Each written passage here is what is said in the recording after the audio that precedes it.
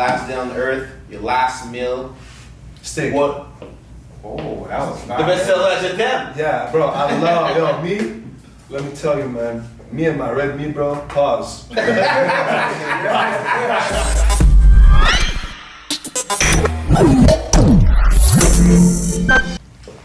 Welcome. Today on Straight Facts, we got a great guest, Manny. I'll let you introduce him.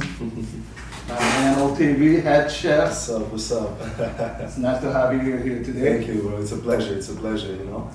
Okay, and today on the show we have Octave.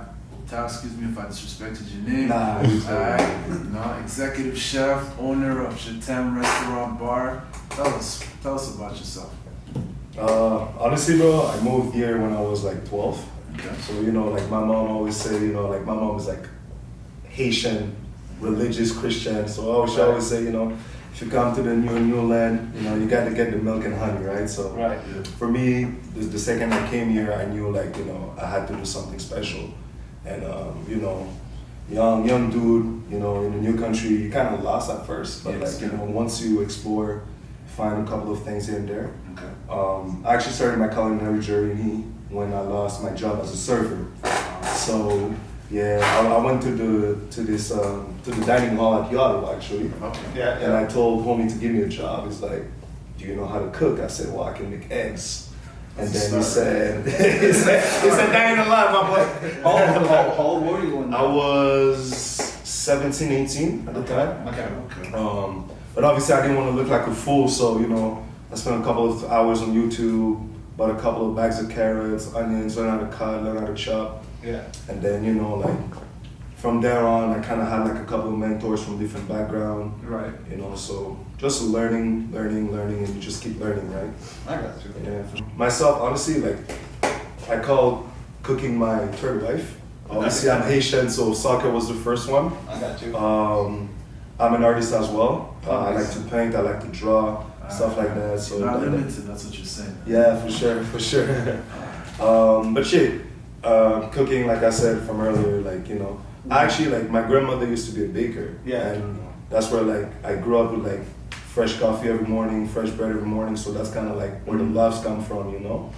What kind of artist? When you say artist, what kind of So artist? I paint, I draw. Actually, all the artwork at Octave were made by me, so. Oh, no way. Wow, Yeah, okay, yeah. that's good to know. I didn't know that. Yeah, Okay. man. And speaking of Octave, like, what made you decide to open up a restaurant? Because you said like you just wanted to know how to be a chef, but then now you decided to open up your own restaurant. Tell us about that. To be honest, prior to opening Octave, prior even before that, I used to have my own catering company. Okay. It did very well, and then I told myself that I want to know a little bit more on the process of actually opening a restaurant. So I don't know if you guys remember Tang's. Yeah. Tang's restaurant. So I you know, the chef had a really good reputation, has a really good reputation, and he moved here into Ottawa. So you know, I just proposed my help, and then I was the sous chef there until it closed. And then from there on, you know, I kind of met a couple of people along the way that are now my business partners at Octave, that pushed me at the time. And you know, to be honest, if COVID didn't happen, I don't think I would have been able, like, I don't think I would have been ready. Like that 2 years that it took us to build the space, man. Yeah. Like that was grind every day. I'm just curious, did you went to school or you just like, So I mainly learned how to cook like hands-on. Right.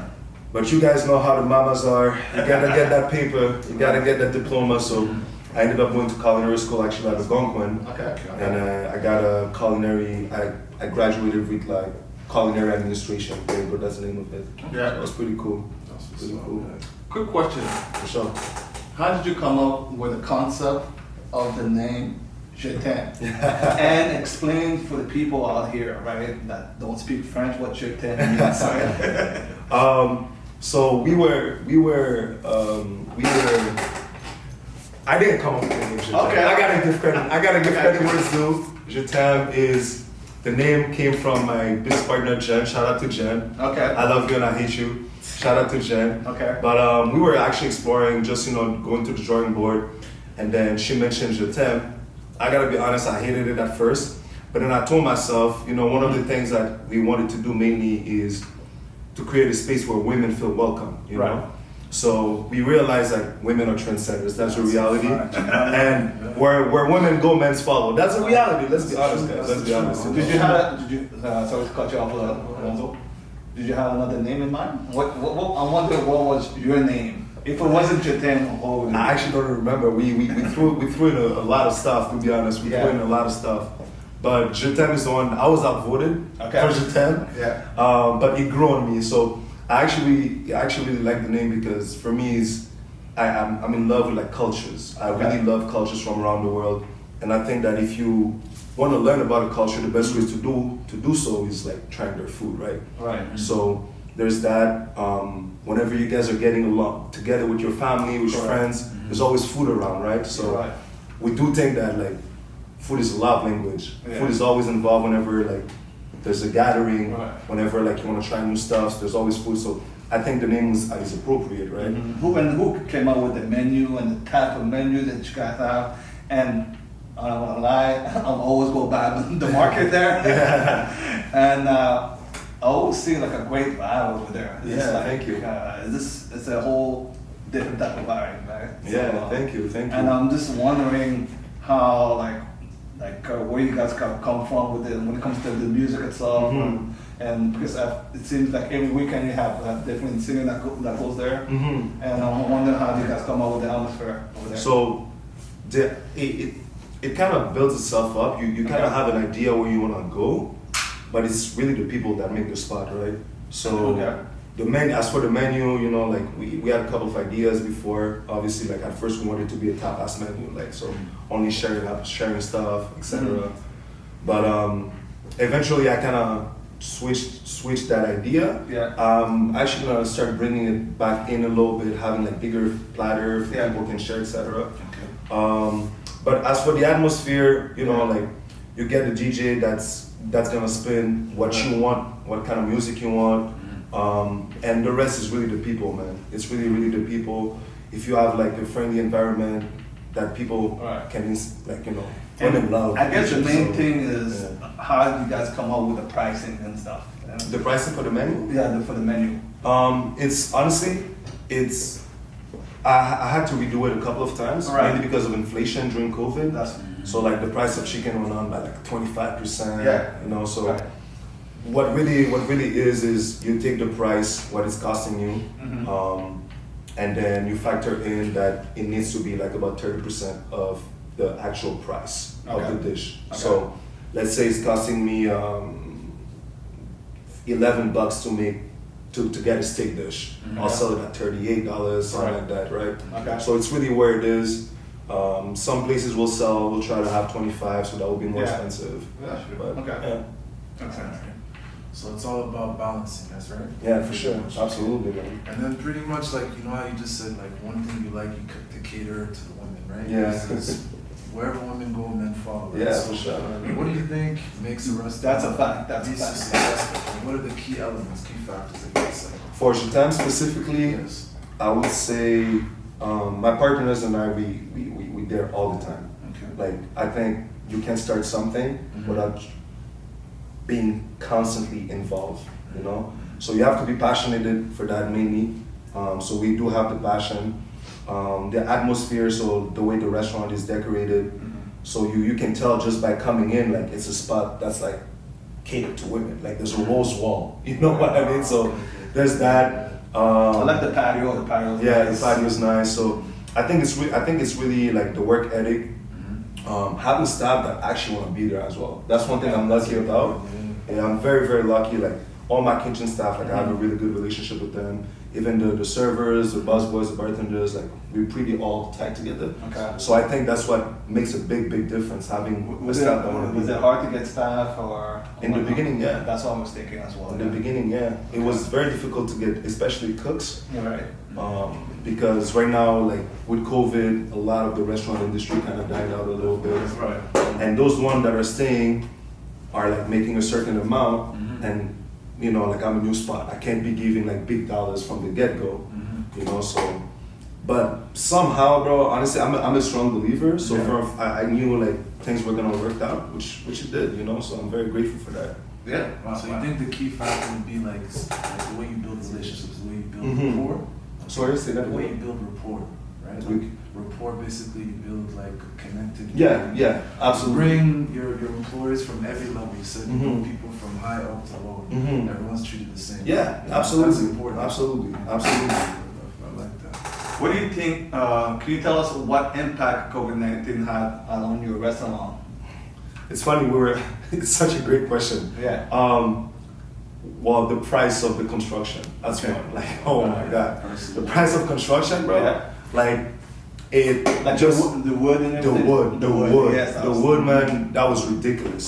And we were actually, believe it or not, we were actually supposed to open last year. Oh, no. Yeah, so me and my partners were like very involved in the construction process. All right.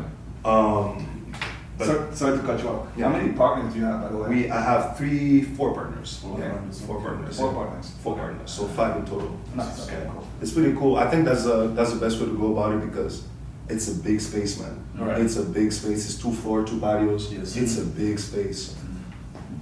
That makes sense. Yeah. Alright, and how do you feel technology affected the food industry? Like, how is it important to be on social media, especially when you just said we went through a pandemic, Mhm. and the most way that people stayed in business was through online. Mhm. So yeah, how do you feel like it's So- affected? Right now, I think what's really important in the restaurant industry is to be trendy. You know, like people spend 2 years at home, just on their phone, right? Yeah, yeah. Some people learn how to cook. Some people just saw stuff. They're like, oh, that kind of look nice. So the best way right now is to be trendy. Find a way to be trendy as a restaurant, and I think that's what made really the difference. Like, you know, most of the restaurants that closed during COVID are mom and pop shops that are like not actively involved in like technology. They're not on Instagram. Yeah. So trying to be trendy, I think, is the best way to do. That kind of circles back to like women as well, because women are always, you know, posting stuff. You know, they're with their girls. Right. I'm at this spot. We're at the beach, etc., right? So Yeah. finding a way to be trendy, I think that's where like that's the thing that makes the most difference when it comes to like technological And aspect. And of the women restaurant. spend money these days. They do, man. It's not They just do. men now, man. They do, man. They do. They do spend money. Mhm. I guess the question I want to ask you as well is, what is your proudest moment you would say as a restaurant owner? Honestly, I didn't give up. Okay. We were there for 2 years, bro. Yeah. Literally, like, I mean, I'm saying 2 years, but I'm rounding it up. Yeah. But we were there for 2 years, almost every day, bro. Almost every day, just like working Working on it. Yeah. Like doing demo, the staircase, the fireplace, the bars, Okay. all of that was like all hand built by us. You know what I mean? So it was a lot. Do you guys of labor. build everything? Yeah, well, Mostly? not everything. We had like contractors, but like we did what we could, you know, with the Yes, expertise we had. I have my partner David. He's actually like he used to do flooring, Okay. so he has a certain expertise when it comes to like construction. Makes so sense. That was really helpful. That was really helpful. Alright, and like one thing you just said is like you said you didn't give up. So like with all the restaurants that have come and go, what makes Jatam be a place that's gonna stay for the future? That's a really good question. Yeah. I think what makes Jatam special is the mindset that we have. Okay. We always want to constantly evolve. You know what I mean? Yeah. I don't like to be stagnant. I'm the kind of person as well. Like even like with the food, Yeah. I'm always trying to like add new items. I'm always trying to do something different. I feel like what was really the biggest thing during COVID and why I feel like some restaurant fails is because they keep the same menu for like years. Yeah. Yeah, you keep you keep your customer base, but Yeah. you know, you're not attracting anything new. You know what I mean? Right. So I think being able to attract something new, whether it's with the menu, whether it's with drinks, whether it's like the way you redo the restaurant, renovate, whatever it is, you have to be able to like evolve. Because people like don't like stagnant. That's what I've noticed. That's my opinion, that's right? true. That's So true. like things different things, you That's know? true. Yeah, man. All right. Well. And yeah, so on that note, like pretty much, if someone was to go out tonight, where should they go eat at right now? Oof. You know what I mean? Like, what's the plate that you would recommend at Jatam? What is At Jatam, okay. Yeah. I was gonna say, oh, hold on. on. They just said, what do you want? I wasn't I should tell I you. wasn't saying I was going to your restaurant. If I were to I had a hot day. yeah, a hot day, I would cook steak. This is the first day of the week. Yeah. What are you gonna eat? Like this? I'm taking a steak. The We steak? like the Okay. steak is our best seller. Okay. It's flying a lot. Yeah. And I think I'm actually really proud of it. So Okay. I'm What gonna about- take the steak. What about for dessert? Dessert, I have 2 desserts right now, and the chocolate cake go crazy. So See? I'm big with chocolate. I can't go wrong with that. yeah, for sure, man, for sure. And that's straight facts, baby. Straight facts. Back at it again, baby. You already know Sosa. Yes, sir. We got the honorable, the man, the myth, the legend, Yo. Chef Octave, entrepreneur, Oh, partner, and owner. Partial owner, should I say? At Partial owner, Japan. yeah. Yes, yes, gotta respect the partners at Yeah, Japan. for sure. Super poppin' restaurant.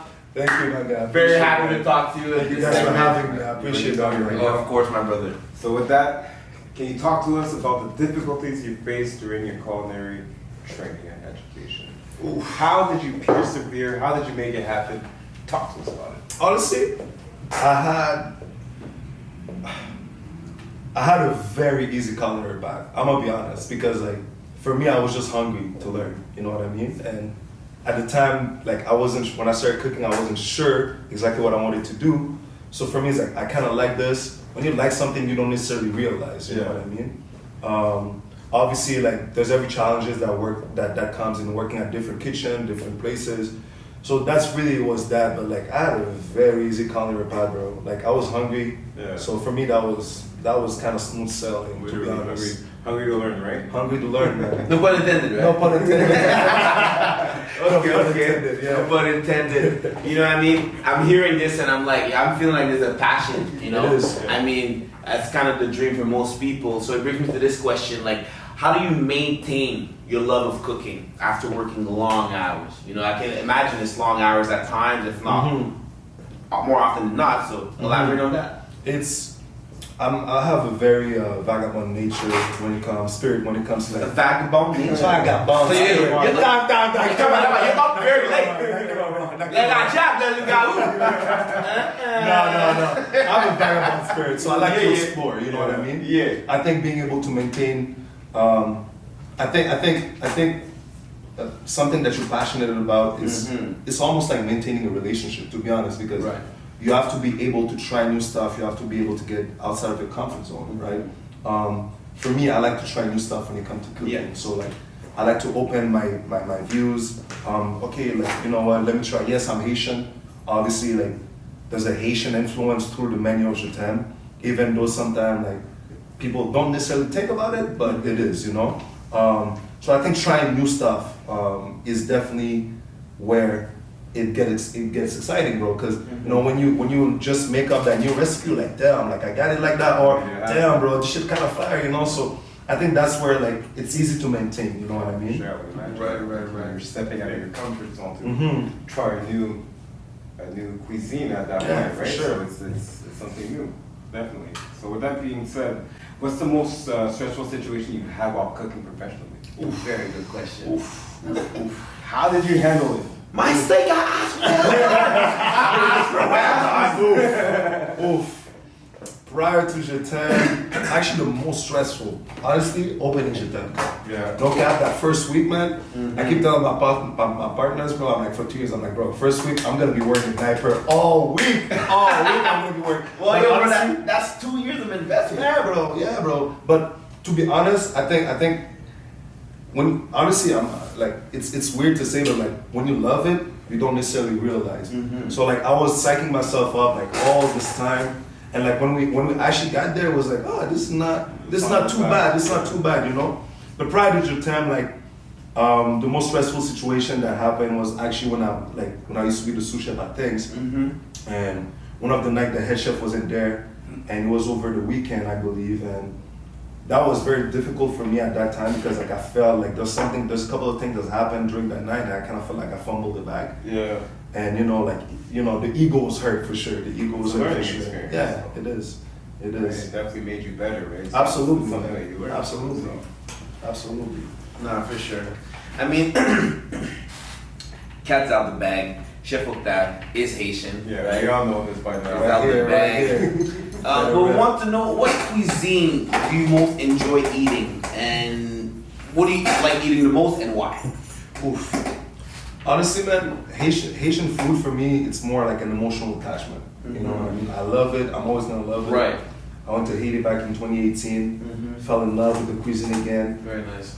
But as of right now, what I'm enjoying the most eating is definitely more like South American cuisine. South American Yeah, cuisine. South American cuisine. And I co-sign. I just went to Mexico last winter. Coming from right. a foodie, yo, bro, it's very Yeah, spicy. Yeah. It is. It is. Can it be a little similar to Haitian food? It is. It is. There's a lot of things that are similar.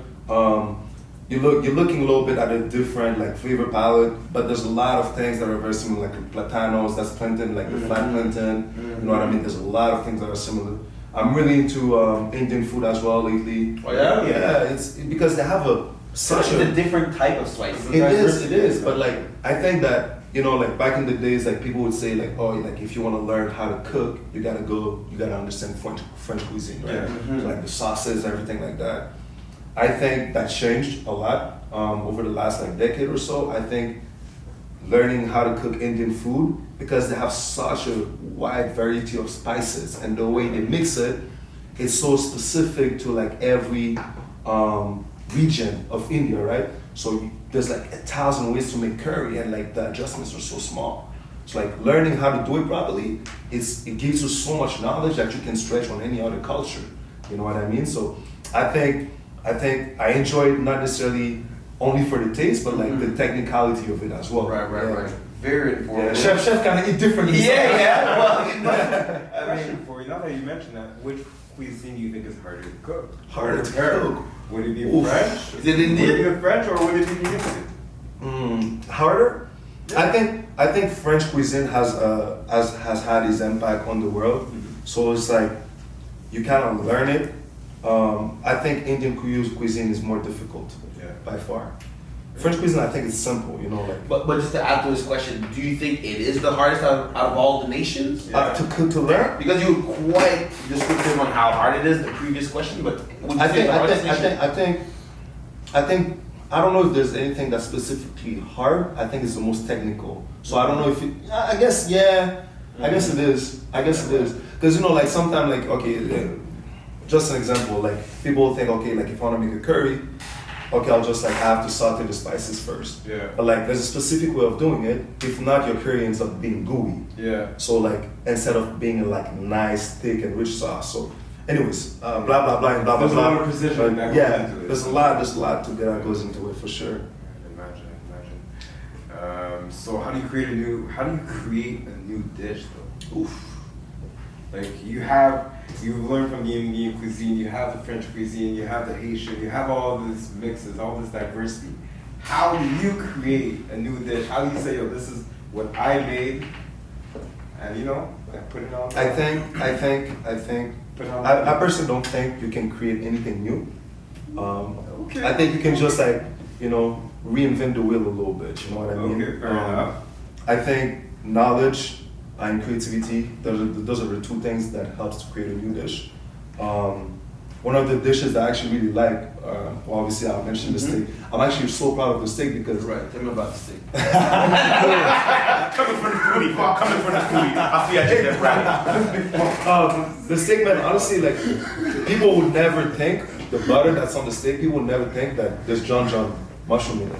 No. Yeah. You didn't do that. Yeah, I did that. You did that. We did that. Yeah, absolutely, bro. It's good. Absolutely, bro. You know what? Absolutely. I mean, I'm very biased with the John spice, but what does it do to the palate? Like, let's say you're talking to foodie right now. Well, John is a mushroom, sun-dried mushroom that is native to the northern of Haiti, right? What's different about it, the flavor is very potent because it's sun-dried, and where it grows specifically, it gives it a very strong, rich flavor. So it's a little bit stronger than your traditional mushrooms, and obviously, like when you dry something, you kind of intensify the flavor as well. So there's, I didn't know that. Yeah.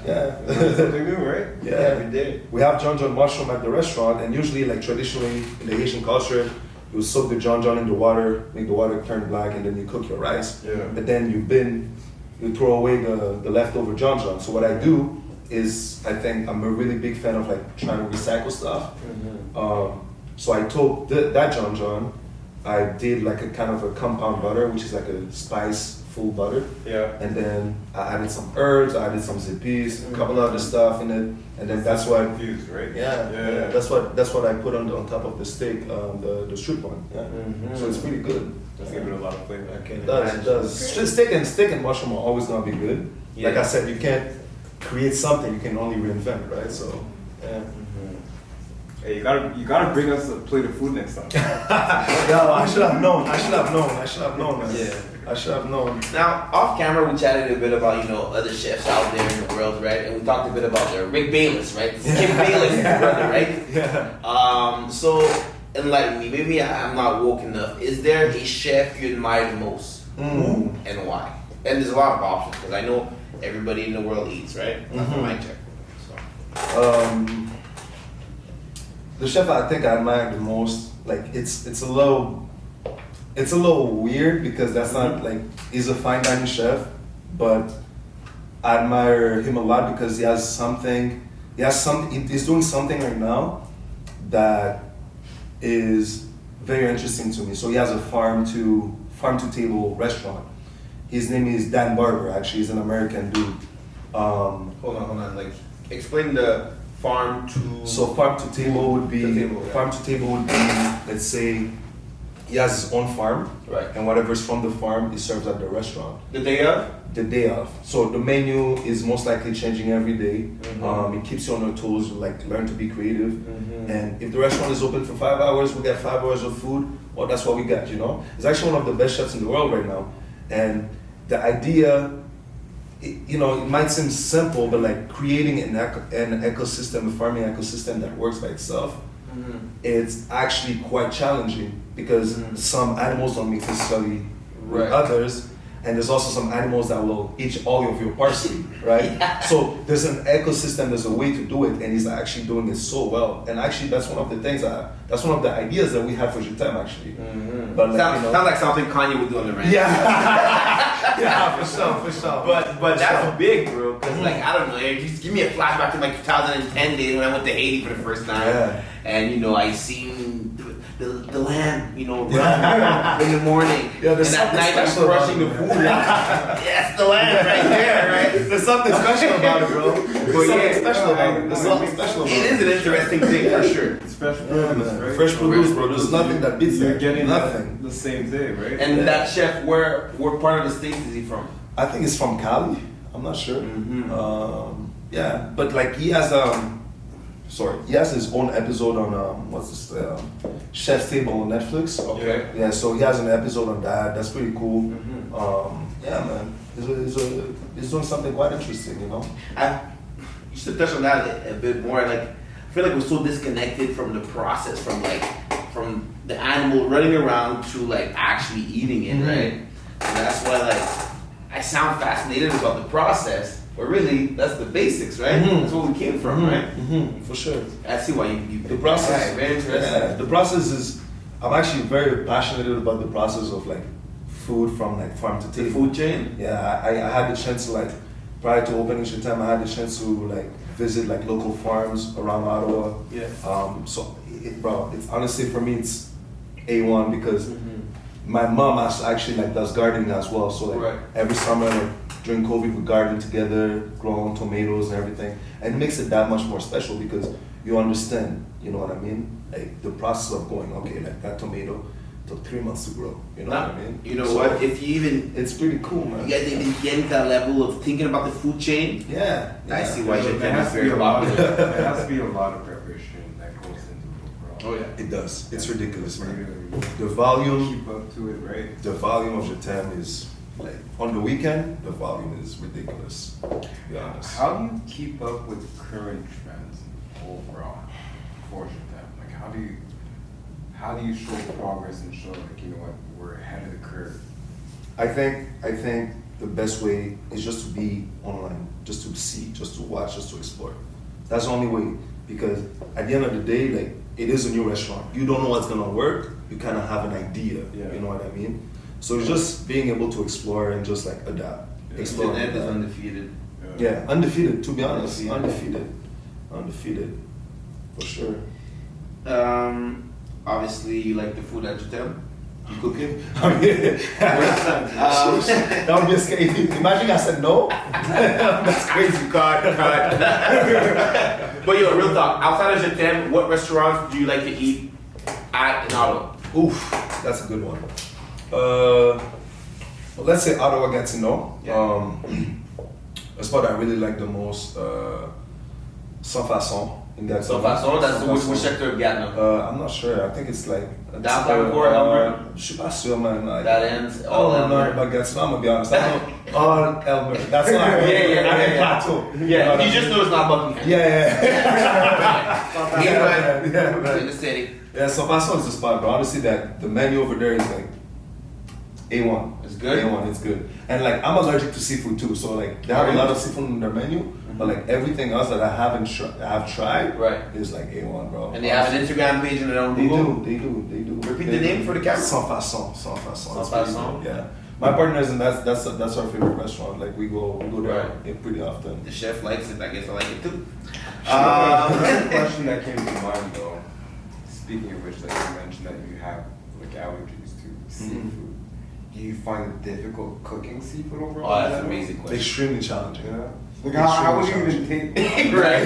How would you taste it? But I'd imagine you have like other people working with you. To, like, Yeah. So the thing is, like, I gotta give a shout out to my boy Papito. Was my Shout out, chef. Papito. Shout out, Papito. But on that note, though, like, Papito actually helps me out a lot. You know what I mean? Right. He tries stuff that I'm not able to try, but it's a lot of trust, and like there's this thing I kind of do, like I try to help grade. We do like a little grading system. So like let's say like I'll do on a scale of 1 to 10 how salty, on a scale of 1 to 10, etc., etc. That helps out. You know what I mean? So you just have to find a way to like add a value to something that you can't taste. But I mean, I don't know. I remember man, eating this- seafood though. I was gonna say this is subjective, man. Like, It is, What it might is. be good to Papito. Right.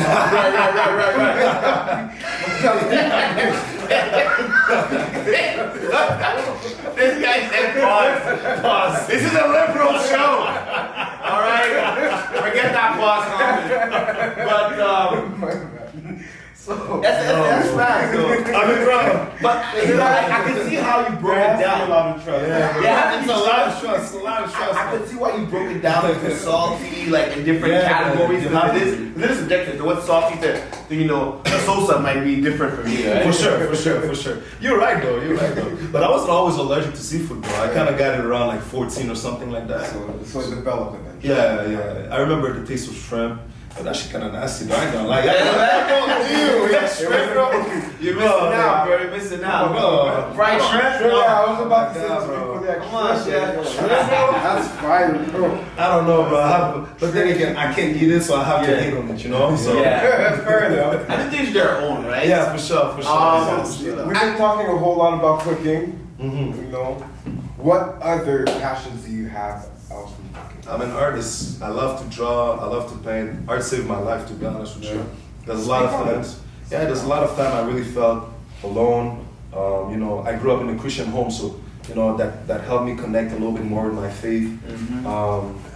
And it gave me a new lens. Like when you have a certain level of skill set, it opens a new lens to you. You know what I mean? So it allowed me to see life very differently, very differently. It helps me a lot in cooking as well because creativity is not a skill per se, you know what I mean? But like when you're always based in creativity, whether it's like music, whether it's anything around you, it's easy to be inspired, right? Right. So art really helped me out when it comes to like cooking and every other aspect of my life. It's also like, it's good for the mental, you know what I mean? It's good for the mental because you're alone, you're just vibing to your music, maybe a little glass of wine, maybe some food. Just doing your thing, you know what I mean? So, Creative process. It is. Well, we gotta ask you this. Last day on earth, your last meal. Steak. What? Oh, that was The best seller at your temp. Yeah, bro, I love, me, let me tell you, man, Me and my red meat, bro. Pause. I know you like Indian food. We in 2022 though. We in 2022. Yeah. No, I just love steak. I love lamb, goat. Oof. Yeah, Honestly, last meal, give me a little bit of steak, a little goat, a little bun and pizza, a little pickles. Right. I'm ready to go. Last meal. Last meal, You're bro. banking everything on it. Wait a minute. Banking everything on I it, gotta believe in me. He didn't even stutter. bro. Yeah, that was right. Bro. I think about it all the time, man. All the time. Well, All the you time. know what? Stop thinking about it because you know your answer. It's a wrap. Thank you, Chef Octave, Thank for you, coming thank you. over. Thank you, guys. Everybody go to Appreciate Jatem, Thank you so the much. Byward Market, and it was an honor to have you, brother. My pleasure. My That's pleasure. pretty much. That's Straight Facts. Street facts. We're back. You already know, back at it. Finish the sentence again, right? Right. So, let's do that. Chef Octave, thanks for coming. So we're gonna drop you a sentence and you simply finish it. Okay. Easy enough? Can I think a little bit about it or straight? Yeah. Okay. I'll give a couple seconds. Authenticity, but at the end of the day, any answer is a good answer. No problem. So the first thing I do in the morning is Meditate and pray. Okay, that's It keeps you grounded. It keeps you grounded. Yeah. That's the only way. That's fair. That's fair. The last thing I do before bed, before I go to bed is Listen to music, meditate, and pray. you have your routine. I I have to. always keep. Sorry, keep on me or keep on I me? always keep. I always keep. I don't know, you finish I don't know. My phone, yeah, my that's necklaces. I don't know. My little chef night necklaces. Yeah. You know. fair.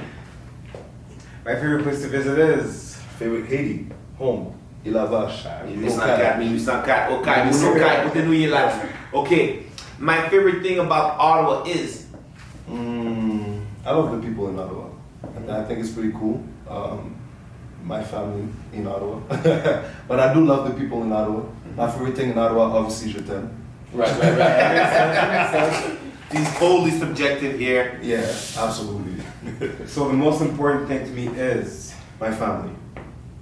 By That's far. facts. By far. That's all we got. Okay. I love. Food, art. It's easy, soccer. Yeah. I see that. I said that, bro. can't go wrong. I hate. I hate bugs. Bugs, bro. Bugs? Bugs, bro. I hate this bug. Yeah. I hate bugs, bro. If Ruining you- everything. Ruining You're everything. chilling. You're Yeah. sweating a little. Bro. It's 9:02 p.m. Bro. Tell me the reason to leave of mosquitoes. They have no reason to leave. The food chain Food chef. chain, bro. Food chain, bro. Food chain. Yeah. I'm scared of. Oof. I'm scared of disappointing myself. Yeah. Okay, that's. I used to be scared of height. That's less deep. But I got over it over a pandemic, so we good. You got over the fear of heights during the pandemic? Yeah, I did. I used to What were you Yeah, doing? yeah. Speak on that. bungee jump. Oh. Bungee jumping, bro. Yeah. So you were living your best Bro, life. bro, my guy, honestly, you get up top of there and you like scared shitless, bro. But then when you like, you know, like, you feel so Yeah. free. No, sound like- You know, I mean, when you fall, when you start Right. falling, you feel so free, bro. Yeah, you feel you're so a risk free, you know. taker. So, That's big, bro. I came this close to my life to do bro, it's a must. You bro. know, yeah. It's a must. So Getting you sure? getting over that fear, bro. My guy. Oof. That's all you. It's OP. People will be surprised to know.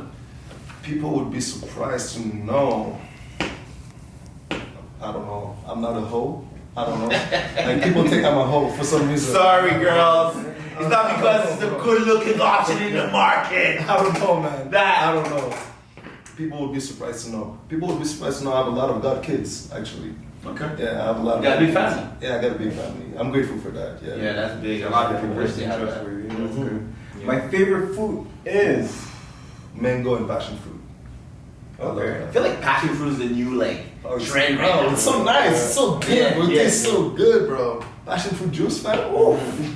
OP. Yeah, we just. What's your least favorite vegetable? Oh, cauliflower, bro. Ew! Ew, bro. Cauliflower. Cauliflower, bro? What kind of, bro? Bro, Hey, do there's a you lot of look at it, bro? Talk Yeah. about- It looks like Well, Speak on it. Bro, Why I'm don't gonna speak on it. I'm gonna speak on it. First there's of all, so much. There's so much stuff you could do. I will So say, much. I will say, it's not from a chef perspective because Okay. from a chef perspective, cauliflower is very versatile. Okay. But Fair enough. taste bud, bro, it Yeah, does it- not agree. My tongue does dry. not agree with cauliflower. It does not, bro. It's nasty to me. It's not for me. It's dry. It's a fraud broccoli. It's a fraud broccoli. I wanted to hear your take because you know it is trendy. A lot of stuff you can do with it. Yeah, bro. It is. You know? Okay. The most important tool for a chef is. A knife, A knife set. Yeah, let's just imagine. for sure. I can imagine too. Hold on, a knife set over like an oven. I would pick the knife set. Really? Over the oven? Over the oven. Because you can, there's multiple ways of cooking. You know, I can, you know, if I'm in the woods, I can start a fire. I can let some things sun dry. Right. Some stuff you can eat raw too, you know. Diversity. I like it. So, yeah. If my 13-year-old self could meet me today, what would they think? You came a long way, dude. You came Yeah, a long way. okay. Yeah. Little tap on Tap on the shoulder. shoulder. A little tap on the shoulder. Yeah, for sure. And we're gonna wrap it up with this. What is the most exciting thing about 2020 for yourself? 2020. 2022. I was like, no. The pandemic? Yeah, nah, we're done with this Started, pandemic. 2022. What's coming up? I'm excited, honestly. I'm really big into, I value like, Christmas for me is a special occasion. Yeah. You know what I mean? This is it's gonna be the first time for me where like I'm gonna own a restaurant and being able to like a Christmas party event. You know what I mean? So I don't know why. I've been thinking about it since we opened Japan. I'm just so excited for the Christmas party. So, Yeah. So that's all I've been thinking about. That's why I'm excited. All the men listening to this are wondering how much are the bottles? The bottles of Japan are not expensive. You know what I mean? Like, Is it worth it? Are you gonna Absolutely. pop the bottles You know and what? have shorties to offer the drink? Speak to the men. Shit, I mean, it is a place for women, so not saying anything, but I'm saying something, you know what I mean? I'm actually introducing a cool thing too, like we used to close the kitchen until like 11, but now the kitchen will be available for bottle service as well, and then we're gonna do a couple of platters as well, so like meat platters, etc., like, you know, steaks, lamb chops, After 11. during the bottles, so you can, Wow. probably starting next week or the next 2 weeks, you can probably order that for like bottle service, etc. For the big bottlers, you know what I mean? So yeah, you'll have And yes, it will probably be a woman bringing it up to you, not my ugly ass. Hey, that's straight facts to rap. Picture coming, chef. Thank you guys for having me. Of course, Much appreciated. phenomenal. Much love, man. Much love.